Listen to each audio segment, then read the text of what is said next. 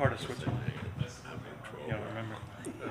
I love Switzerland. Well, they tell me to start school today. She said, no, ma'am. Yeah. So she's worked it out. She said, now, Really? if you get Yes. Switzerland is? Yes, two stars, when we at traveled least two, over from his Switzerland parents to say if Italy, you get 5 like stars during the the week, rest you stop can in get in Switzerland there. was not for lunch. It Kim was like said a if you get gourmet. 2 It was like stars, I'll going bring you to some. a We get barely made It 2. was the gas stop, right? Yeah. And then you cross into Italy. Barely And we made just So you 2. can get him an ice cream. Southern, southern, where you gotta get a key to the bathroom. Yeah. Pay $1 to get in the bathroom. Yes, yes. All right, we ready? Let's go. Tanya, we ready?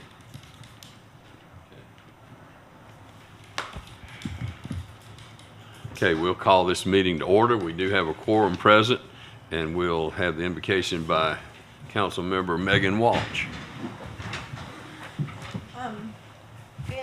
In the spirit of separation of church and state, I request or would ask that everyone take a moment of silence to pray in your own way and thank you for this beautiful day to the Creator above.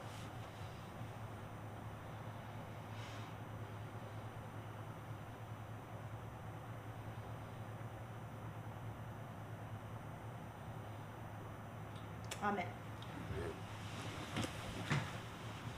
I pledge allegiance to the flag of the United States of America and to the republic for which it stands, one nation, under God, indivisible, with liberty and justice for all.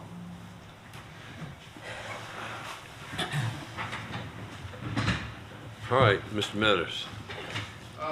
First item on the agenda for your review tonight is first reading of an ordinance amending the zoning designation of property within the city of Clinton consisting of 3.14 acres more or less located at 104, 106, 111, and 112 Davidson Street, 113 Campbell Street, and 521, 523, and 527 Musgrove Street, being identified as Lawrence County Tax Map numbers 901-10-01-007-003, and -014, and other matters relating thereto. This is an application from Ms. Darlene Summers. Planning Commission met Thursday night, May the 7th, to discuss this and pass this rezoning. The property on Musgrove Street will remain R1, and the property that is approximately 115 feet off of Musgrove Street behind those houses in front of Musgrove will be zoned R2. Have any other questions? Mr. Linder's here and can kind of fill you in on how we got to where we are. Okay, we'll, I guess, get it on the floor first. So we'll entertain a motion, the recommendation from staff and from the Planning Commission. So moved. Motion from Mr. Kirkendall. Is there a second? Second. Second from Ms. Walsh. And I will also say they held a public meeting that night also. So the folks that were concerned on Musgrove Street got to, Yes, was sir, it that's Musgrove? me. Yeah. Okay. How many, what is this, apartments or duplex? How many are they talking? Duplex, they're duplex apartments. So how many, And there were, you calculated that up the other night and how many could actually go there. Yeah, because the property, there's 4 properties, and because there's a road right away that cuts in between them, just looking at it, and if they could max out everything on the property, my estimate is that they could do 21 duplex units and 4 single family. So that would be the total, and I don't know if that would all work out as far as how they could cut those lots from their parcels and having road access, but that's the maximum that I've calculated. We won't know that until they get into the details of the site preparation, specifically on how many units that would be there. That's just what I calculated. so So you're wanting us to prove something that we don't know how many units are going to be there, and isn't this the road, isn't that road a very narrow road on, I mean, all this traffic gotta come out on Musgrove Street? First, planning commission is recommending that to you. Secondly, that road right away is narrow, and the intentions of the developer are to upgrade that roadway. I watched the planning commission meeting, and they had a very thorough discussion about this, and this is not, the plan that we've got tonight is what they approved, but it's not what the developer requested. That was the work of the planning commission recommending a compromise. Because there were people that spoke on both sides, and both sides presented a petition with signatures. If you didn't watch that, I'd recommend going back to see it, because it really was impressive, I thought, to watch the way they worked it out and came to what they're sending us now. Could Mr. Lindler, I'm sure I didn't cover it all, but could you kind of give an overview of what they discussed and how this happened? And maybe could we have a visual, are we able to pull up a visual of what we have in our packet for you to explain it, maybe show? You got that? I wouldn't be able to access it from right here. Okay, We could have that definitely for second reading. okay. But you, Mr. Smith, you explained it exactly as it happened. There were concerns from the neighborhood. There were concerns the first time the request went through. And the planning commission worked with both sides, really, during that meeting to develop a compromise. And there was a lot of input about Musgrove Street, keeping that a single-family residential street. This proposal that they're providing to you with 115 feet in depth, maintaining R1 on the front of Musgrove, was basically that compromise. The planning commission did ask those in attendance that were opposed to the request if they were okay with maintaining R1 on Musgrove, and everyone said that they were, there's no one that said that they were opposed to it. There was one person who did say they were opposed to it, but after their comments, it was basically that they were in favor of the request. Okay. Were there any issues about traffic, particularly on that narrow street? I believe there was mention of that, and then once the developer identified that they were going to be making upgrades to that street, that was all the discussion was happening. I think. Do you want As to go? of today, how many houses are we projecting in the city of Clinton? How many? I mean, because we got, what, 5 developers going on, and then you got this going on below Clinton, below the apartment, that right before the rec center. How many houses, what do we have? Yeah, I mean, this is, I'm at the point of saying we need to be doing a moratorium on these developers, because it just seems like we just got so much going on. I'm all for growth, but we gotta have the right growth and at the right time. Because right now we got 5 developers going on now, so that's what, every bit of 1,200 or more homes?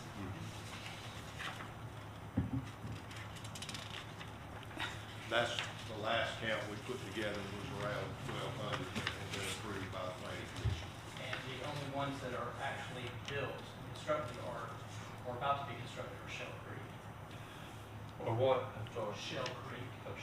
And this is different than approving a planned development, though, isn't it? We're just changing the zoning. We're not approving any sort of development. That's correct. If you deny the request tonight or either on second reading, they can continue to develop that site under the R1 standards of single-family housing. Yes, private property. I mean, we're not developing it. The homes that are there now are Or the lines? they're in disrepair, and you know, I saw, did y'all see, we got an email from someone that lived on the street as well on You said the Musgrove. houses are what now? They're in disrepair that are on the property, but we just got an email from someone that lives on Musgrove a couple hours ago. If y'all haven't had a chance to see it, look at that between these readings. But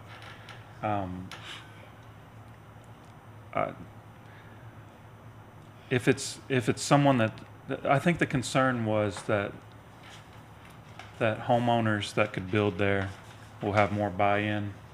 Someone on the planning commission also addressed that.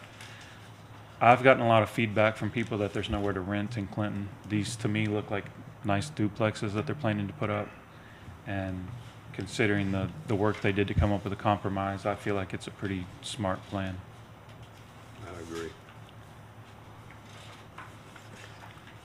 All right, any other questions or comments? So right now, we're just actually zoning, just changing the zoning, nothing else as far as yay or nay. I mean, because like they said, you got R1 showing on this diagram, but yet on this other diagram has the duplexes. I mean, so these diagrams aren't matching legit. So if you got R1, then this can't be R1. Right, that was the original proposal that was submitted to the planning commission, and then the item that you have at the left hand, that is the compromise proposal that the planning commission is recommending to you tonight. Page 6. So if you approve that, their plans are gonna change in relation to that. So they'll stay R1 on Musgrove where they wanted it. And the Musgrove folks agreed. And when we come back, will they have a diagram as far as like the entrance, like just say we put all R1 Basin Musgrove, but then the R2 once you're going down to into Davison? I mean, are these places, do they know if these duplexes are gonna go back or if they're gonna be multiple facing the road? I mean, do you have, It would be up to them to provide that. They're not required to provide that because you're not approving the plan. You're actually just approving the change in the zoning. will that come to us though as well, the plan, or no, just we It just, would no? only go to the planning commission. Okay, any other questions or comments? Okay, you ready? All in favor, please say aye. Aye. All opposed, no. No. And motion carries. Thank you. The next item on the agenda is for us to have a discussion on the preliminary budget for fiscal year 2026 and 2027. Okay. Oh, you want to open it Yeah, up? yeah, go ahead. If y'all Mr. talk Mayor and about other your- council members, last week, the finance committee meeting, we did meet as a committee with, our finance director and city manager to discuss at length the proposed budget in front of us. In fact, we met for 2 hours and 10 minutes. It was a very good meeting, a very, detailed meeting, and a lot of good ideas came out of that for future plans as far as how we put the budget together, how it's presented to council, things of that going forward, to where we have more knowledge and front-end information instead of just getting it in a package per se like we did this year. But and I'm not trying to speak for the other members of the committee, but we feel like the budget that is before us now is a very doable budget and has some good things for the city. It will still be challenging at times in regards to certain areas, and you know, things do have to happen, and hopefully all things will be for the good and we will not have disasters. But we've also, if we need to, we've prepared a little bit for contingencies if we need to. So I just wanted to put that on the floor for council to have knowledge that we did meet, and it was a very good meeting. And Mr. Mayor, if the other members would like to say anything. Okay, sure. Anybody? I agree. I mean, I felt like it was very productive, and at the end of it, I think we came to a good conclusion. I think we've had a good working plan, it looks like. So if there's any, I mean, how do y'all want to explain anything further? Or I know you were changing a few things, so from the first Well, we need reading, to put it so on the floor. Really, there was. we're not gonna vote on anything, so. You're not. No, this isn't a second reading, this is just workshop, so. So the only major, well, there was two changes. after we had our first reading of the budget, Mr. Cook had come to Joey and myself after having some conversations with other council members, and one of the things that they wanted to focus on was how do we add some more police officers to the force. Their request was for 3 police officers, which was a little bit of a struggle. What we ended up doing is going back to Chief Addison's plan of adding 2 traffic positions that will be funded, hopefully with a grant. Now that grant is just for salaries and benefits. Doesn't cover the cars or the equipment that has to go with the police officers. That would have to be, absorbed by the city. In our discussions, we did not want to, the council members did not want to wait around to October to see if we got the grant and then have to wait a couple months to actually put that in place. So the plan was actually to move forward with using reserve funds to pay for those salaries while we wait for the actual grant to be approved. If it's not approved, then we have to, obviously figure out how to move forward in the next year. But this year's plan, I think we have a solid plan. The only other thing I changed from a revenue perspective was I added 25 more houses to the impact fees. This year, we've already hit over 50 houses. I think we're at 52 or 53 right now. So that we've already met our budget on impact fees. Next year, we have 2 more, the Dutton property and Shell Creek coming online, and they'll be requesting, more houses to be built. So our plan is to stick with 75. We moved it from 50 homes to 75 homes on the impact fees. And the only other revenue addition would be the transfer in from the reserve funds.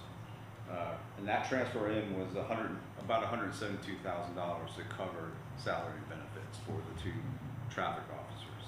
Now, with the changes I made, we were able to cover that 3rd officer who will go on patrol. We do have a car that in surplus that we could use for that officer, so the only 2 cars we have to get would be for the traffic officers. Now, the traffic officers we can hire right away while we prepare for the grant to come in, and while we're doing that, we can use them as we see fit. They can be patrol or traffic or a combination of both. But this will help get a little bit more coverage. I think Michael's plan was more to kind of hit that sweet spot in the middle of the day to the early evenings where we seem to have most of the problems. And that gives us more coverage from a citywide standpoint with those 3 officers. Other than that, that was really the only change I had to the budget from what we discussed at our first workshop and at council meeting last week. I know we've had a lot of folks, a lot of the concerns have been for on that side of having cars running fast and trucks through town, and so I think it's one place. We had a meeting this morning with a citizen who, one of the things they were concerned about was if the police were able to show and do, and we told them what our situation was, and they said, oh, we said we're short on people, and we're working hard to try to remedy that, and I think they got a little better understanding of realizing what we're up against as far as how many officers we've got and that kind of thing. So I think this hits a lot of the concerns. I mean, we're not gonna get every concern, but we're gonna. These are public safety, and it's safety of our citizens, and I think it's important that we do. And I appreciate the good work that Carl, y'all have done on this, and I appreciate the fact that we are able to manage a balanced budget, which is not an easy thing to do, because there's so many different things that go into a balanced budget. So I just appreciate what y'all are doing. So what consideration for safety matter as well for animal control, increasing that budget for animal control? What consideration have been taken for that? We haven't changed our current track on that. We're still trying to work with the county to keep our current animal control in place. So that's the route that we're taking right now. We have a meeting, tomorrow afternoon. And we'll discuss that further and see what we can get done. You meeting with the county? Yes, sir. And that's not with the sheriff, that's with the county, With the county council. yeah, and the manager. So, The county council. Okay.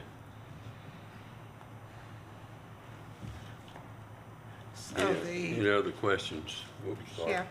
yeah, noticed that with council that a little Christmas bonus we got, that was cut. Is any bonuses for employees over $75,000, making over $75,000? Is that going to be cut?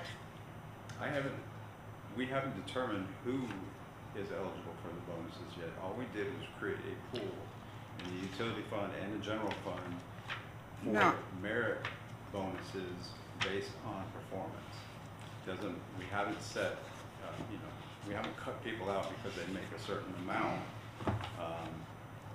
No, I'm talking. That's not fair either. But we only put aside $50,000, which means, out of that $50,000, 35 to 38,000 is available to actually bonus, because the rest will be eaten up with benefits. So it's not like we have a whole lot of money that's set aside. And once again, it's set aside as an anticipated bonus. It doesn't mean it's going to get spent. It's there for a reason. If we need, well, not if we need it, if we choose to do it, and our performance as a city financially warrants that. I hope it does get spent, Carl. Me too. Well, I mean, I just want to say that that's my opinion on it. I hope we need to recognize the people that are doing a good job and incentivize and reward agree. the people who are doing what we demand that they do. And the one thing that we're trying to work with HR is to set a program that identifies who, does that above and beyond. Because those are the people that we need to reward, and so we keep them. But my question was, it was chosen to eliminate council from receiving any. Council never had a bonus. There was a Christmas bonus that. Right, that's what I'm talking about, the Christmas. So it was cut out. It was cut out last year, yes.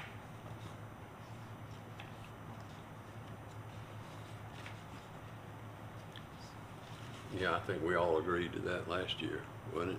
No, I don't think we agreed to it, it was just cut out. We didn't. I'm glad you Well- can have it. Take mine every year. I mean, that's $1,700 is not gonna make a whole lot of difference in this budget. So as far as with our bills, we are paying our bills on time, net 30, net 60. Is that what we, Yes, ma'am.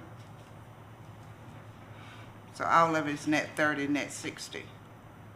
Whatever the terms are on the invoices, some are due on receipt. Okay.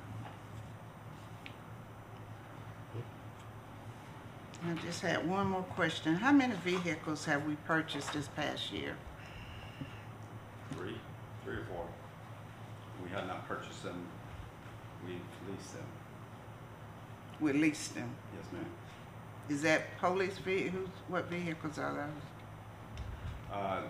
Mostly police, but we did add, two Tacomas for the utility billing, group, because they already had one of their trucks go out, and the other one has got over 200,000 miles on it. And it was showing sign of wear, so we moved that to a spare and put in two Tacomas that we actually got a great deal on, and the lease rate was, I mean, we couldn't borrow any money cheaper than what we got in the lease, so it was a great deal for us. Good. One other thing that they provided us with that's new is this. Did you ask for this? Yeah. Will you explain what it is? What Danny's referring to is the additional handout that we received in our package. I asked our finance director to share with all of council what the requests were that came in from all the departments as far as capital requests and what they were able to accept to put in the budget versus what we had to postpone till we had the funds to do it. As you can see, in this one sheet that we had general fund requests of 1.1 million, and we accepted 228,000, so we had to postpone 925,000. And with the utility fund, the request came in at 1.9 million, and we accepted almost 680,000, postponed 1,270,000, showing that the departments are asking for legitimate things, but management has to make the decision, where to draw the line and put things in top priority or in a priority order. But this is one of the things, in addition, this is one of the things we were asking for next year when the budget process starts, that we hear why these requests are being made. Not that anything's been done wrong this year. We just feel like instead of the finance director having to take the full burden, or finance and city manager, council needs to hear, and then we understand the dilemma we're really in. So this is just sharing with us what the requests really were when the budget process started this year, the 26-27 year. I What think it is the shows the filter fluff rebuild? that, go ahead. Go ahead. I was just gonna say, I think it shows that the request is not fluff, and it's not, all these things are things we really need to operate well, and it shows how hard a deal it is to make the budget balance and still not get everything we need, and hopefully manage it to where it doesn't hurt us at some point.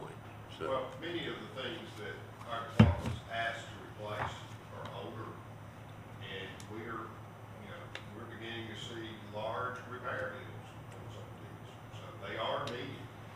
It's just that, we gotta try to move along at least for another year on some of them, and see what transpires between now and this time next year. What is a filter rebuild? The filters it's at the filter plant, and that's where the water goes from the river, from the settling basins, through the filters, and becomes potable water that we send out for our citizens to drink. So it's gonna be rebuilt, is that what that? Yes, ma'am, that will be, it's been in the 80s, right? Yes, sir. When they were done last. And so they're well overdue, and I think there's probably some, not probably, there is some wear and tear on the filter walls themselves that need to be repaired. So we're just trying to get out ahead of something that we don't want to have a catastrophic accident over there and not be able to filter water. So we're going to take one at a time and get those rehabbed, and we can move on to the future, and we don't have to do anything with them. Does that include the sludge thing? I mean, that doesn't include, because I know that's, Where you get the sludge from is when they backwash the filters. right.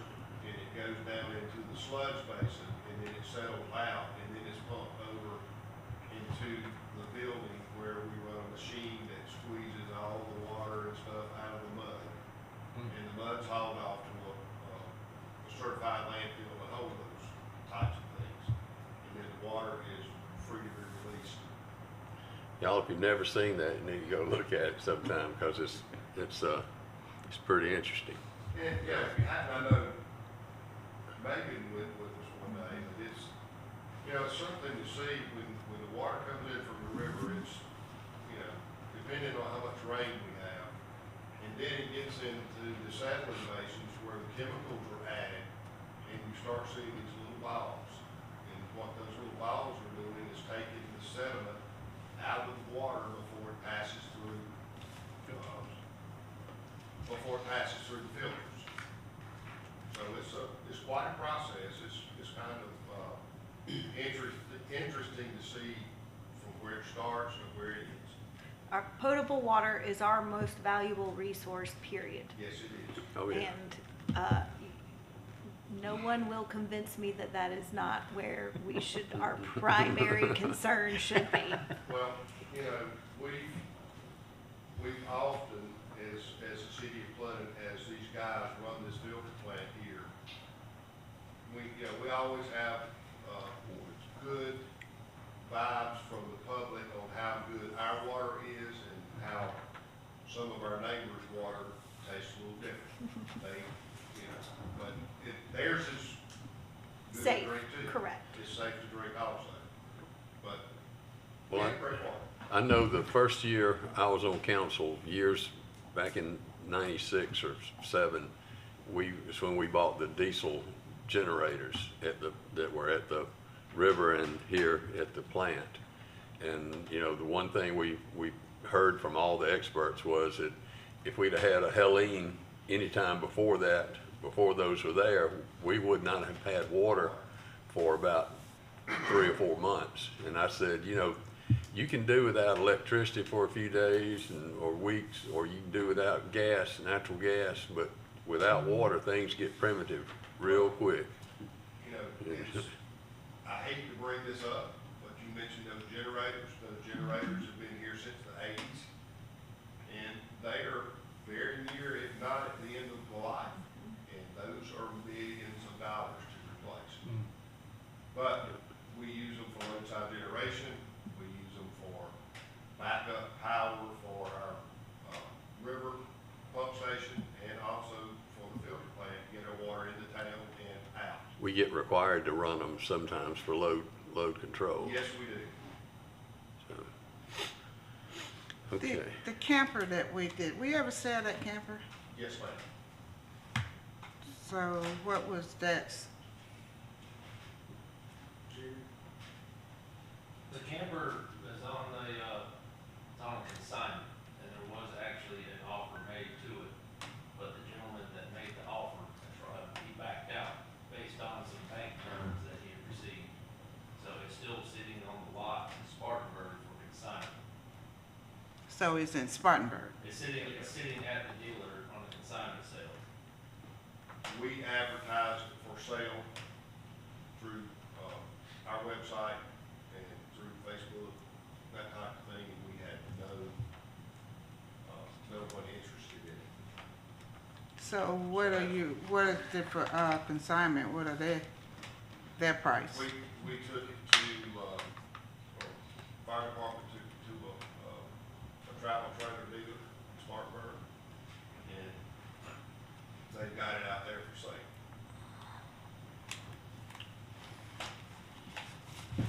All right. Any other questions or comments? I appreciate the good work and good thought and the good questions and the good work the finance committee did and the good work that the staff has done. Well, if there are no more questions, we will entertain a motion to adjourn. So moved. Second. Motion from Mr. Kirkendall, second from Ms. Williams. Any questions or comments? If not, all in favor, please say aye. Aye. All opposed, no. And we are